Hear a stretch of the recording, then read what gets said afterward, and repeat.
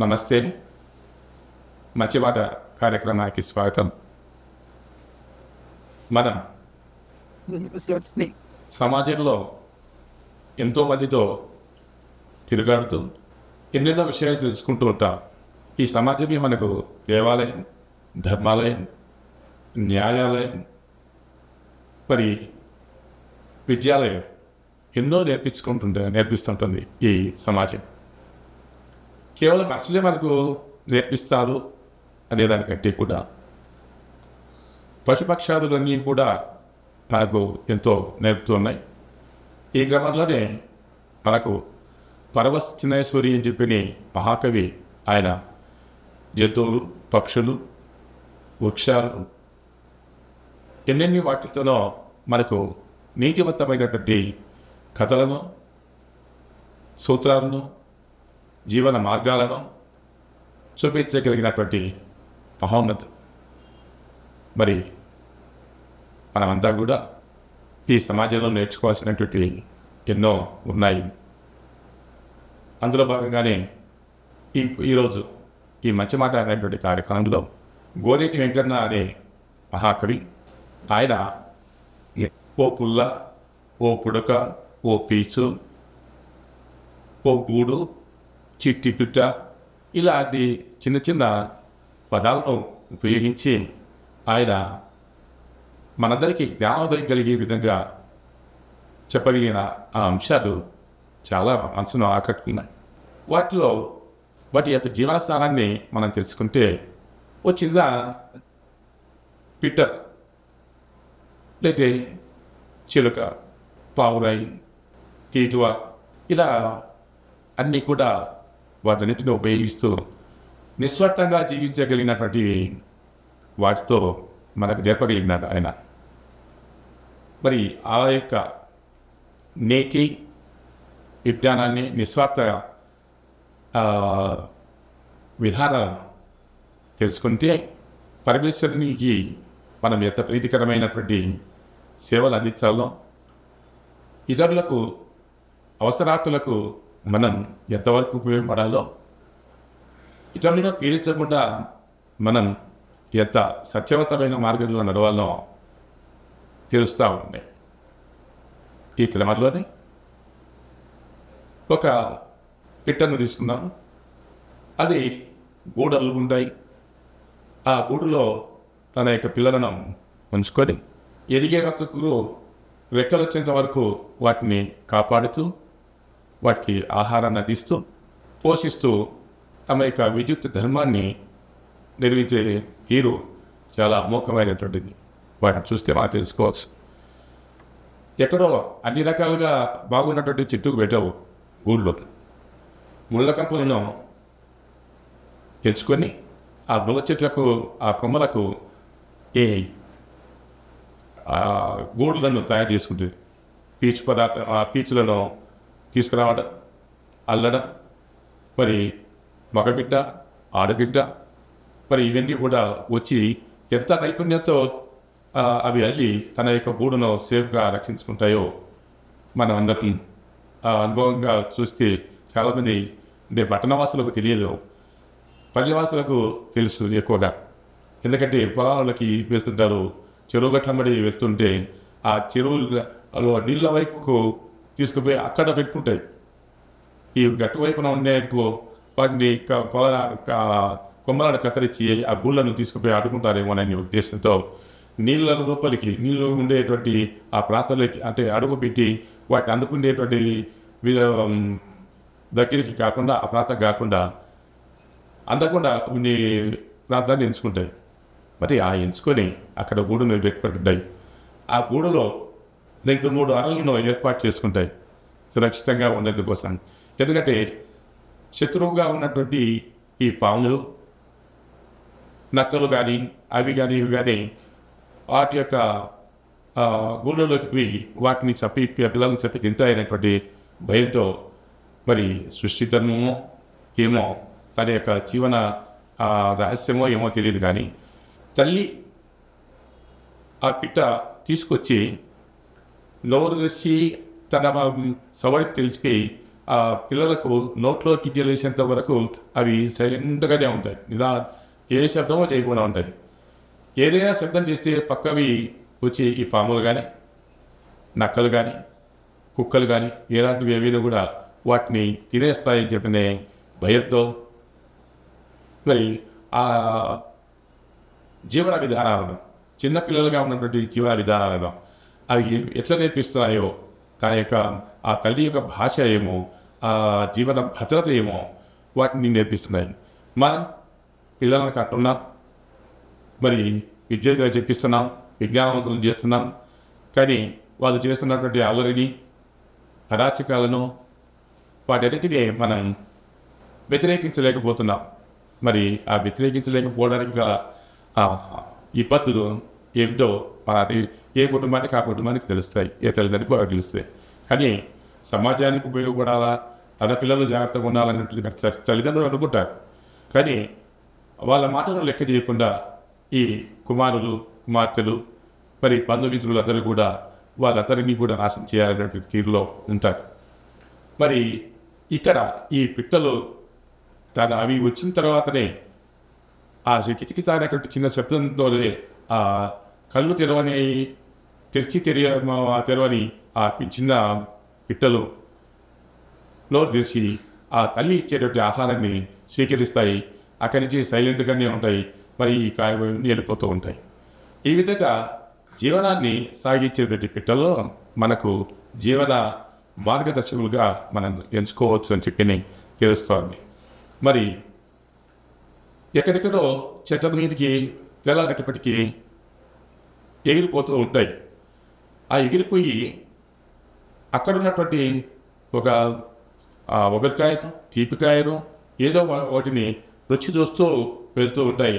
అన్ని రుచులు చూసినా ఈ ఎల్లోకములల్లా తిరుగుతూ ఉన్నప్పటికీ ఇది లోకమంతా నాదేనా అని అనుకోవడం లేదు. నాది కాదు, ఈ లోకమంతా అందరిది. ఈ లోకాన్ని మరి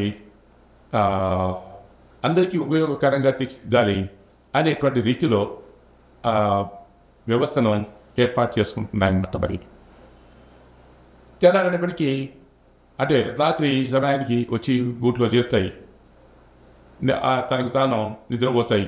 మళ్ళీ సూర్యుడు ఉదయిస్తున్నాగానే ఉదయించే లోపలనే మరి తన యొక్క జీవన విధానాన్ని కొనసాగించుకుని జీవన యాత్రను కొనసాగిస్తుందని రెక్కలను కొని ఈ ప్రపంచంలో అంటే ఆకాశంలో ఈదుకుంటూ వెళ్తుంది. ఈ ప్రపంచమంతా తిరుగుతారు. మరి ఆ తిరిగి తన యొక్క విధానాలను నెరవేర్చుకుంటుండదు. ఈ క్రమంలో పిల్లలు పెద్దగైన తర్వాత, రెక్కలు వచ్చిన తర్వాత ఇక వాళ్ళు అవి ఎక్కడెక్కడ జీవన విధానాన్ని నేర్చుకోవాలని చెప్పని వాటికి నేర్పించిన తర్వాత రెక్కలు వచ్చినాక వెళ్ళిపోతుంటాయి. అవి వెళ్ళిపోయిన తర్వాత ఈ గూటిలో ఈ గూడు నేను నిర్మించినదే కదా, నా పిల్లలను ఇక్కడ పెంచినాను కదా, అవన్నీ మళ్ళీ తిరిగి ఇక్కడికి వస్తాయా, రావు అనేటువంటి ఆ జీవ సత్యాన్ని తెలుసుకొని ఈ గూడు కూడా ఈతో నేను ఈ నిర్మించినటువంటి ఈ గూడు కూడా నాది కాదు, ఇది అందరిది, అందరికీ ఉపయోగపడేటువంటిది అని ఆ గూడును కూడా సైతం లెక్క చేయకుండా వదిలేసి, అంటే నేను ఇంత కష్టపడి సంపాదించి మరి అక్కడక్కడ పీచులను తీసుకొచ్చేసి గూడు నేను నిర్మించినాను కదా, ఈ గూట్లోకి అవి వస్తాయా, రావు. కానీ మళ్ళా నేను ఇక్కడనే గుడ్లు పెట్టి మరి పొదిగి ఉంటానా అనేటువంటి ఆలోచన కూడా లేకుండా ఆ గూడును అక్కడే వదిలేసి వెళ్ళిపోతుంటుంది. ఈ లోకంలోకి మనం ఎంతైతే పవిత్రంగా ఈ జన్మను తీసుకొని వచ్చినామో అంతే పవిత్రంగా చనిపోయేటప్పుడు ఉండాలా అనేటువంటిది మనం వచ్చేటప్పుడు దేవుడు చెప్పినటువంటి మాట. మరి వచ్చేటప్పుడు పవిత్రంగానే వచ్చినాం, కానీ తిరిగి పోయేటప్పుడు దీన్ని కోరికల పుట్టగా మార్చుకొని ఆ సంపాదన నాది, ఈ సంపాదన నాది అని చెప్పి కిందికి బాధపడుతూ ఉంటే ఆ బాధలను దిగమింగుకుంటూ మరి పోలేక ప్రాణం వెళ్ళిపోతూ ఉంటుంది. మరి అప్పుడు అంటుంటారు, ఎవరి మీద ఉందో ఈ యొక్క ప్రాణం, ఈ జీవి వీళ్ళకున్నది, వాళ్ళు తులసి నీళ్ళన్నా పోస్తే వాళ్ళ నుంచి ఈ జీవి బయటికి వెళ్ళిపోతుంది అని తెలిసిన వాళ్ళందరితో వాళ్ళ కుటుంబ సభ్యులతో వాళ్ళతో నీళ్లు పోపించి ఆ యొక్క ప్రాణాన్ని బయటికి వెళ్ళేదాని కోసం సహాయం చేస్తూ ఉంటారు. మరి అశాశ్వతమైనటువంటి ఈ లోకంలో ఉన్నంత వరకు కష్టపడి పనిచేయాలి, ఇష్టపడి దైవారాధన చేయాలి, సేవతో పనులకు కార్యక్రమాలకు వాటిన్నిటికి ఉపయోగపడాలి.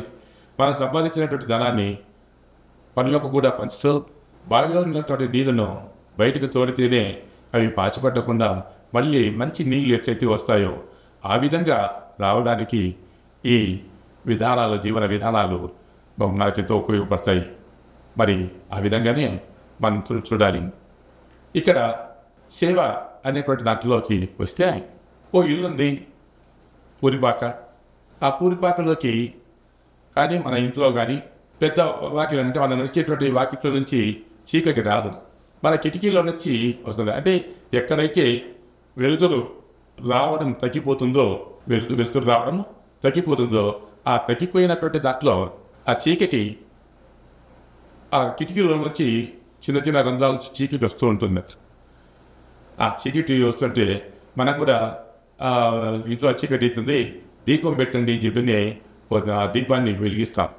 ఆ దీపంని వెలిగిస్తే ఆ దీపం అంటుందట ఆ కిటికీలో నుంచి తొంగి చూస్తూ ఉన్నటువంటి ఆ చీకటిని, ఏయ్ చీకటి, నేనున్నాను ఇక్కడ, నువ్వు ఇంట్లోకి వచ్చి వీళ్ళను ఇబ్బంది పెట్టాలని చెప్పి చూస్తున్నావేమో. ఓ చీకటి, నువ్వు ఈ ఇంటి వాళ్ళను పగలంతా ఎక్కడో పోయినావు అని ఈ ఇంటి వాళ్ళను రాత్రి అవుతుందని ఇలా భయపెట్టడానికి నువ్వు చిన్న చిన్నగా ఈ కిటికీలోంచి చిన్న చిన్న సందులోంచి ఈ ఇంట్లోకి జొరబడుతున్నావు. నీ ఆటలేం కుదరవు, నేనున్నాను. ఈ ఇంటికి వెళ్తున్న పంచడానికి నేనున్నాను. నాకు నేను కాలిపోతూ ఉన్నా వీళ్ళకి మాత్రం నేను వెలుగునిస్తాను అని ఆ గుడ్డి దీపం ఆ చీకటితో కొట్లాడుతూ ఉందట. మరి భరోసా ఇవ్వడానికి తనకు తాను కాల్చుకుంటూ ఉన్నటువంటి ఆ ఒత్తి, ఆ దీపము ధైర్యంగా ఆ పోరాడుతూ ఉందంటే మనందరికీ ఇస్తాం. మన కోసం ఆ దీపం కొట్లాడుతుంది. నేనున్నా, వెళ్తున్నా వీళ్ళకు, నువ్వు నాతో పోటీ పడలేవు, అయినా కూడా నీతో పోటీ పడతాను. ఇలా వరకు నేను ఉంటాను, వీళ్ళకి తోడుగా నేను ఉంటాను, వీళ్ళకు భరోసాగా అని చెప్పి ఆ చీకటిని పైన ఎదురుస్తున్నట దీపం. అట్లాగే పక్క ఊరిలో ఉరుములు మెరుపులు మెరుస్తూ ఉన్నాయి. ఆ మెరుస్తూ ఉంటే ఆ ఆకాశం అంతా కూడా ఆ ఉరుముల మెరుపుల యొక్క శబ్దానికి, దర్దడ అనేటువంటి శబ్దాలకు మన ఊరి మీద దాని ప్రభావం చూపిస్తుంది. ఎక్కడో ఉరుములు మెరుపులు చేసేటువంటి ఆ యొక్క కిరణాలను వాటిని అన్నింటినీ గమనిస్తూ ఉంటాం. మరి ఇక్కడ ఈ ఊరి వాళ్ళకి ఏమని నేర్పుతుంది? అక్కడ పెద్ద ఉపద్రవం వస్తుంది, పెద్ద వర్షం రావడానికి, పెద్ద తుఫాన్ రావడానికి, ఆ మేఘాలు కదిలిపోవడానికి అక్కడ కదులుతూ ఉన్నాయి. నీకు ఇక్కడ ఏమైనా అవకాశం ఉందేమో, నీకు కావలసినటువంటి ఆహారం వస్తువులైతేనేమి, వంట చేసుకోవడానికి కట్టెలైతేనేమి, ఆహారంగా ఉపయోగపడే ధాన్యాన్ని తడిచిపోకుండా ఉండేందుకు పతనం చేసుకో, నీ ఇల్లు కారకుండా చూసుకో అని మనల్ని హెచ్చరిస్తూ ఆ యొక్క ఉరుముల యొక్క మెరుపుల యొక్క ఆ తీరుగా ఆ యొక్క శబ్దాన్ని మనం అర్థం చేసుకుంటే ఈ జాగ్రత్తలకు ఉపయోగపడతాయని మా పెద్దలు చెప్తున్నారన్నమాట. పక్క ఊళ్ళో జరుగుతున్నటువంటి వాటిని, అంటే ఊరంటే పక్క ప్రాంతం, ఆ ప్రాంతంలో జరుగుతుంది, నిన్ను హెచ్చరిస్తుంది. ఆల్రెడీ అక్కడ జరుగుతుంది, ఏమో నష్టపోతున్నారు, ఆ నష్టాన్ని నువ్వు సరి చూసుకోకుండా, ఆ ఇబ్బందులు నువ్వు పడకుండా ఉండు అని జాగ్రత్తగా తెలియజేస్తూ ఉంది మనకు ఆ ఉరుములు మెరుపుల యొక్క శబ్దాలు. మరి అప్పటికీ కూడా జాగ్రత్త పడకపోతే అది మనం ఏం చేయలేము, మన కర్మ అని అనుకోవాల్సిందే. కానీ అట్లాగే ఊరిలో ఉన్నటువంటి కుక్క, ఓ పక్క చిక్కిన కుక్క పగలంతా ఉరికినే ఉంటుంది. ఎందుకంటే చుట్టూ ఎన్నెన్నో వాహనాలు తిరుగుతున్నాయి, వ్యక్తులందరూ తిరుగుతూ ఉంటారు, ప్రజలందరూ, పశువులన్నీ తిరుగుతూ ఉంటాయి. వాటన్నిటితో నేను కొట్లాడలేను, అయినా కూడా జాగ్రత్తతో ఉంటారు వాళ్ళు. కానీ వీళ్ళని జాగ్రత్త పరచాలి, వీళ్ళ ఇళ్ళని కూడా నేను కాపాడాలి, నాకు జాగ్రత్త అనేటువంటి జాగ్రత్తలు తెలిపేటువంటి బాధ్యత నాకుంది అనుకుని నేను ఇంతలా ఉన్నానా, బక్కచిక్కి ఉన్నాను కదా, నేనేం చేయగలను అనేటువంటిది తన మనసులో అనుకుంటుంది. పగలల్లా సైలెంట్గా ఉండి రాత్రి అయిన తర్వాత అందరూ నిద్రపోతూ ఉంటే అప్పుడు తన యొక్క ప్రతాపం చూపిస్తుందట. నేను బలవంతుని, చాలా బలవంతుని. నా ఆకారము సన్నగానే ఉన్నప్పటికీ నేను ఈ సమాజం అంతా నిద్రపోతుంది, మనుషులందరూ నిద్రపోతున్నారు, ఈ వ్యవస్థ అంతా కూడా నిద్రపోతుంది.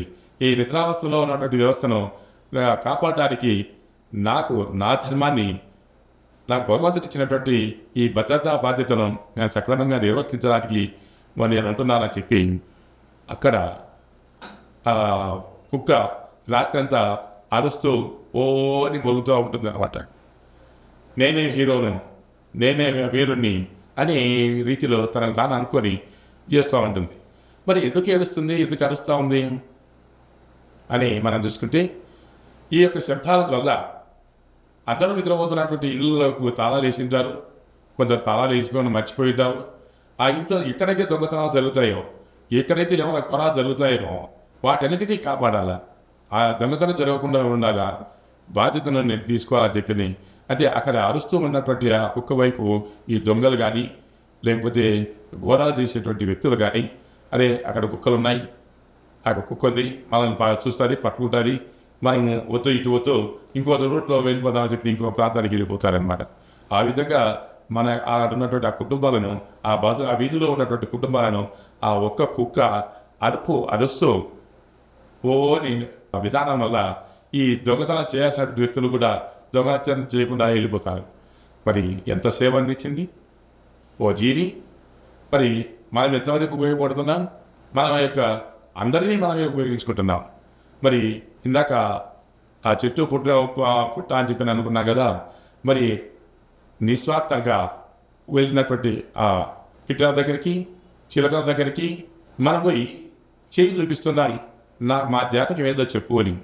ఎన్నో ఇల్లు కట్టించుకున్నాం, ఎన్నెన్నో అంతస్తులు కట్టించుకున్నటువంటి మనం ఏమీ చేతగానటువంటి దాన్ని ఏ పూటకు ఆ పూటకు తిని తన యొక్క జీవనాన్ని కొనసాగించేటువంటి ఆ పిట్టల దగ్గరికి, ఆ చిలుకల దగ్గరికి పోయి చేయి చాపి మా భవిష్యత్తు ఏంటి చెప్పు, మా జీవితం ఎట్లా గడవాలి, ఇంకా ఉన్నతగా గడిచేందుకోసం నీవు మార్గదర్శనం చెయ్యి అని చెప్పి ఆ పిట్టల దగ్గరికి పోతున్నావంటే మనకున్నటువంటి జ్ఞానం ఎంతవరకు ఉంది.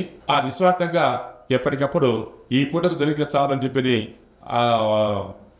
కడుపు నింపుకొని స్వార్థం అనేటువంటిది లేకుండా, నేను మళ్ళీ పూటకు పెట్టుకోవాలనేటువంటి స్వార్థం లేకుండా ముందుకు సాగేటువంటి ఆ పిట్టల యొక్క అంటే పథకాన్ని వదిలిపెట్టి నిత్య చైతన్యవంతంగా జీవించడానికి మనకు మార్గదర్శనం చేసేటువంటి వాటిని మనం గౌరవిస్తూ చుట్టూ ఉన్నటువంటి ఈ సమాజాన్ని అంతా కూడా రక్షిస్తూ సహాయపడుతూ ముందుకు పోవడం కోసం ఈ మనిషికి యొక్క మానవ జన్మలను సద్వినియోగం చేసుకోవాలనేటువంటి దాంతో మీ అందరికీ విజ్ఞప్తి చేస్తూ మనమందరం కూడా ఈ సమాజానికి ఉపయోగపడాలని ఆకాంక్షతో మీ అందరినీ కోరుకుంటున్నాను. ధన్యవాదాలు.